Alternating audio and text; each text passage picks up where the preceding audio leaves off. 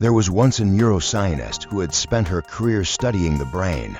She had mapped neural pathways, measured electrical activity, traced the chemical cascades that preceded thought, emotion, and decision. She was not a mystic. She believed in evidence. She followed data wherever it led. But one question kept stopping her. Her colleagues called it the hard problem. She called it the thing that kept her awake. She could map every neural correlate of an experience.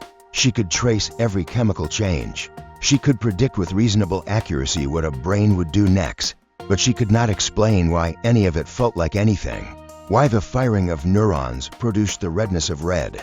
Why electrical signals became the ache of longing. Why chemical cascades felt like joy from the inside. The mechanism was there. The experience was there. The bridge between them was not. One evening she sat in her darkened lab after everyone had left.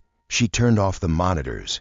She sat in the silence, and she did something she had never done in a professional context. She simply noticed her own experience, not as data, not as a subject to be studied, just as what it actually was. There was sound. There was the sensation of the chair. There was the hum of equipment somewhere distant. There was awareness of all of it. And then there was something noticing the awareness. She sat with that for a long time.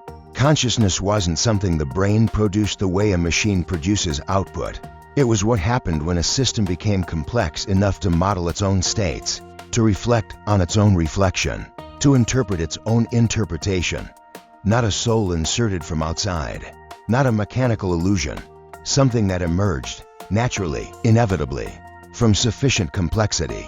She didn't solve the hard problem that evening, but something shifted. The mystery hadn't shrunk. It had changed shape from a problem to be solved to a process to be understood, and that felt like the beginning of something real. Consciousness is not a soul, not a machine.